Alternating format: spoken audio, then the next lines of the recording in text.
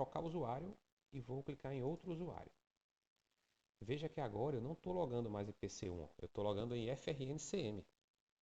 Então vou logar com o usuário Dedé. Vou ver se eu lembro a senha aqui, né? Que eu já não lembro. Deixa eu tentar lá, b@123. Não. Então acho que está Jesus 1000 mais. Pronto. Veja que eu estou logando no domínio, viu, pessoal? Esse usuário e senha, ele foi verificado aqui, né, no Active Directory, se ele realmente existe, ó. É esse usuário aqui, Dedé. Por isso que eu consegui entrar, porque realmente o usuário existe e a senha está correta, né? O usuário da rede, lembrando que o nome dele é, aqui em account, ele é Dedé, ó, que foi o usuário que eu loguei. E a senha está correta. Agora vamos ver se esse usuário ele consegue fazer alguma configuração, né? Como por exemplo adicionar um usuário lá naquela telinha que eu estava. Ctrl User Passwords 2. Ó, ele já me pediu senha ao computador. Isso significa que esse usuário Dedé, ele não é um usuário administrador. Por quê? Porque aqui no nosso servidor, eu não disse que ele era administrador. Então, ele é um usuário padrão. Logo, eu não consigo instalar programa e fazer outras alterações no computador. Beleza? Pronto. Então, primeira dúvida tirada. Quando a gente cria um usuário no Active Directory, qual permissão ele tem? Ele tem permissão de usuário. Beleza? Ele não é administrador nas máquinas. Show. Em uma aula futura, a gente vai ver como tornar o usuário um usuário padrão em usuário administrador. Mas, por enquanto, esse não é o objetivo da nossa aula. O objetivo agora, pessoal, já que a gente, estando no computador cliente, ingressou ele no domínio, a gente vai criar políticas, né? Por exemplo, a gente vai bloquear o CMD, que é aquela telinha preta. Veja que nesse momento a telinha preta vai abrir, ó, menu iniciar CMD. Ó, nessa telinha preta aqui, pessoal, a gente consegue fazer muita coisa, né, no computador. Inclusive, é uma ferramenta que os hackers usam muito, né, para fazer aí as coisas do mal que eles fazem.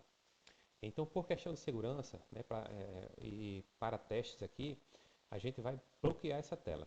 Não só ela, a gente vai bloquear também uma tela semelhante a ela, que é o PowerShell. Está aqui o PowerShell. A gente vai tentar bloquear, na verdade. Beleza? Então vamos lá. O que eu vou fazer, pessoal? Eu vou fechar aqui e vou lá na nossa ferramenta, no nosso Server Manager. Eu vou clicar em Tools e vou buscar a ferramenta que a gente consegue fazer as GPOs, né? Que são as políticas de grupo. Deixa eu achá-la aqui. Está aqui, ó, Group Policy Management, ou seja, gerenciamento de políticas de grupo. Eu vou fixar logo aqui na barra de tarefas, né, clicando com o botão direito, clicando em fixar na barra de tarefa. Pessoal, vejam que aqui na floresta, né, do nosso domínio, nós temos o nosso site, nós temos o nosso domínio aqui, beleza? E frncm.local. E vejam que a gente domina o que está aqui dentro, viu, pessoal? Por exemplo, usuários. Se tiver usuários aqui, a gente vai dominar eles. Se tiver computadores aqui, a gente também vai dominá-los. Beleza? Então, pessoal, a princípio, o que a gente vai fazer? A gente vai bloquear o CMD, né, como eu tinha falado. E vamos bloquear também o PowerShell. E a gente vai impedir que scripts, ou seja, listas de comandos, sejam executadas no computador, né, por questões de segurança. Como é que a gente faz isso? A gente vem aqui na... Eu vou bloquear apenas para os alunos, né? Os professores vão poder ainda utilizar o CMD. Então aqui em aluno, a gente vai dar um botão direito e vai clicar em criar uma GPO neste domínio e linkar aqui. Né? A gente vai criar uma GPO que ela vai poder ser usada em qualquer lugar do domínio. Mas a gente vai linkar ela só nessa OU, viu pessoal? Nessa unidade organizacional alunos. Então ela só vai fazer efeito nessa unidade organizacional. Então vamos lá, criar uma GPO neste domínio e linkar ela aqui. Aqui eu vou colocar um nome que faça referência à GPO que eu vou colocar. Por exemplo, bloquear linhas de comando. Por que linhas de comando? Porque eu sei que a telinha preta ela funciona em linha de comando. E como eu vou bloquear mais de uma, né, que a telinha azul também, né, que é o nosso PowerShell, então vou bloquear linhas de comando, beleza? Mas o nome pode ser qualquer nome, viu, pessoal? Não vai influenciar se a política funciona ou não. O nome quem diz é você. Eu vou clicar em OK. Pronto. Essa GPO ela já está associada a OU alunos. Beleza? Agora a gente vai clicar com o botão direito nela e clicar em editar para a gente dizer o que vai funcionar nela, beleza? Pronto.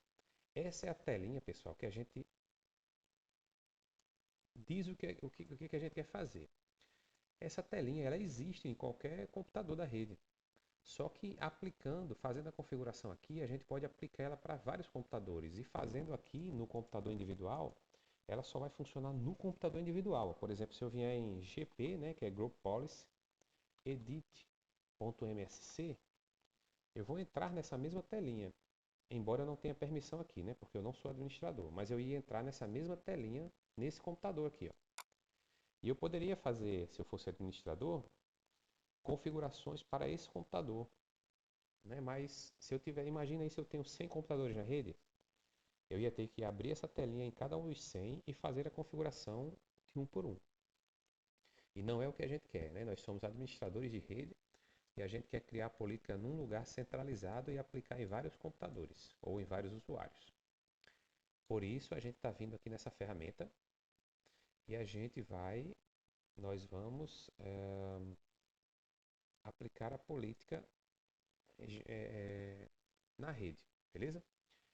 Pessoal, para facilitar a nossa vida, eu vou fazer da forma mais fácil, né? Nesse caso, é uma política de usuário, né? Eu já falei em aula que a gente pode aplicar uma política no computador todo ou para um ou mais usuários. Nesse caso, eu vou aplicar para o usuário. É uma política de usuário. E a gente clica em políticas, templates administrativos. E aqui, pessoal, eu poderia abrir uma pastinha dessa e localizar a política. Mas eu sei que todas as políticas estão aqui, ó. Então, como eu sei que a política, né, o nome dela em inglês aqui nesse caso é Prevent Access to the Command Prompter, eu digito aqui, ó, Prevent Access to, né? Só que eu não digitei todo, eu parei pela metade. Tá aqui, ó, mas já achei, ó. Prevenir acesso para o prompt de comando, que é a telinha preta, beleza? Então eu vou clicar duas vezes e vou dizer aqui, ó, que eu vou ativar essa política. Eu quero prevenir o acesso ao prompt de comando. Eu vou dizer que sim, ó.